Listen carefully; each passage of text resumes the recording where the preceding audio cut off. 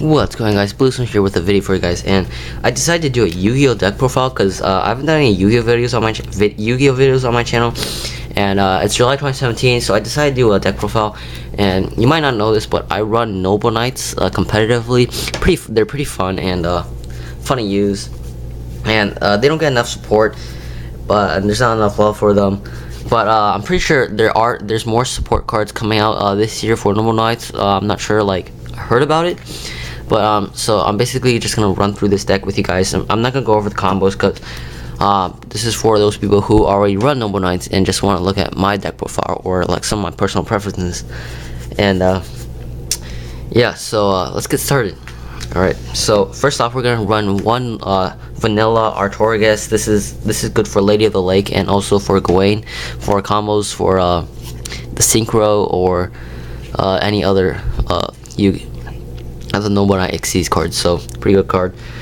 Next up, the obvious choice we're gonna have is running 3 Medrot. Basically your main combo starter, as long as you have an equipped 4 boars. Almost all decks, I'm pretty sure, run 3 Medrot. Next up is 3 boars as well, because Medrot and boars, they are supposed to go together. So yeah, definitely good for Medrot boars instant rank 5 synchro. And then we got 3 Merlins. This is also good for bring out Medrot if you do not have Medrot in your hand or any other Noble Knight monsters. Merlin has multiple effects. I'm not going to go over all 3 of them, but all of them. Not the last 2 are not that useful, but he's mainly used for bringing out other monsters, Noble Knight monsters. So 3 Merlin. You can reduce the number down to 2.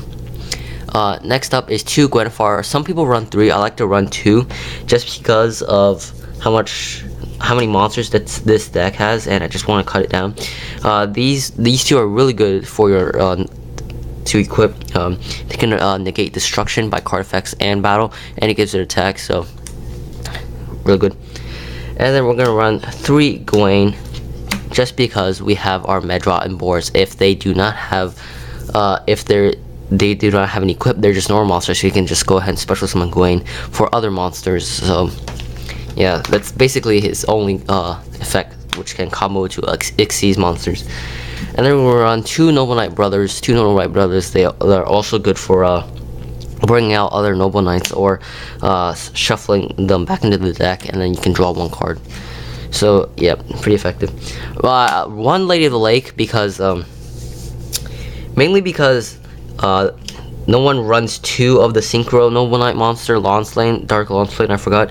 And this is also for artorrigus, and the other artorrigus combos really easily with this card, but the other cards without the equip, like Medrot and boars, also work with Lady of the Lake, but it's not that good, so you just run 1 of them. And then we got our single cards. We got our Ignoble Knight of Black Launslane. This is good for high attack and basically using its effect, which can add 1 Noble Arms card or Noble Knight, I forgot, to your hand, which is really useful. And then we got our 1 Bedweir and Dristan for their just effects. I don't like to run the other ones, like I forgot what they were called. There was like Quatchwald, but I don't like to run those. These 2 are like the best. You can destroy with Bedweir. I mean, you can destroy with Dristan Bedweir. You can send a spell card to your graveyard like Excalibur. But yeah, okay, now to our staple monsters. We're gonna run 2 Summer Monks. Very important because this deck relies on Noble Arms, and Summer Monk uses spells, so it's pretty good. And then I like to run BLS. Not that many people run BLS, but BLS is actually good because you can just go ahead and banish your dark and light, because this deck is just dark and light, that's it, and there's a lot, so you can just go ahead for instant BLS. Honest is honestly just optional. I don't like to run Honest because I just want to cut down the size of my deck because it's already over 40. 1 Last Chapter, I don't like to run 2. It's like a Bujin Carnation for Noble Knights. Pretty good. 2 Noble Arms of Destiny. Self-explanatory, mainly for defense and protection. 2 Excalibur. Excalibur also very necessary for the deck. If you do not have it, you're not running Noble Knights. Now for the solos, you got one Artificer, one Caliburn, and one Gallatin. And these are your 3 other Noble Arms. Now for the staple spells, we're going to run one Ties of the Brethren. This is good for just mass bringing out your other Noble Knight monsters as well, since they're like the same attribute and type. I'm pretty sure it's something like that. But yeah. One shared by this card, not okay. This card is like a maxx C. I don't know if you guys would want to side deck this, but this card basically like a spell card version of a maxx C, where if your opponent adds the card from their deck or graveyard, you can literally just draw 1 card.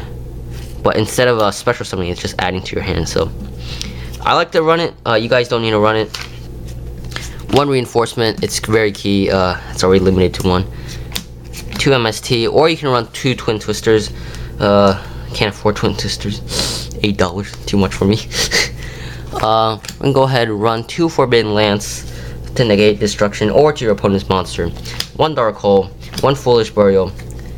Self-explanatory, key cards. Alright, Torrential Tribute, because you have the Noble Arms, they can prevent your monster's destruction, but then it'll destroy your opponent's monster, so it's also pretty good. 2 Royal Decree, because you do not run that many traps in this deck. You barely even use traps in this deck. It's mainly the monsters and the spells, so they're pretty good. And for the Psalms, we got 1 Psalm Strike and 1 Solemn Warning. So, they each have their own effects. Pretty good for special summoning monsters and effects and spells. Now for the extra deck. Extra deck is actually, I don't know. It really depends on you who's running it. But we got our 2 Noble Knight of King Artorrigus. These 2 are essential. 2 Artorrigus, the King of Noble Knights, also essential. 1 of the Synchro Ignoble Knight. Pretty self-explanatory. Now this is where we get to the staples. They are absolutely just based on your own personal preference. These are just the ones I like to run, but I would definitely recommend using Excalibur. Excalibur is like really good for that OTK. So now Abyss Dweller, Gagaga, a Starleech Paladino, whatever, 1 Castel, 1 Avishki. I do have a Blade Armor Ninja, but I forgot to put it here, so you can use a Blade Armor Ninja or a Silent Honor. I forgot if there's an Dark Rebellion or a Utopia, like Utopia the Lightning. All those cards are really good for this deck, but yeah, this was my Noble Knight deck profile. How'd you guys enjoy it? Did you like it? Comment down below for your own deck profile, or like if you did not like something I did, you can go ahead and tell me about it in the comments. And yeah, Blue Snow here. Peace.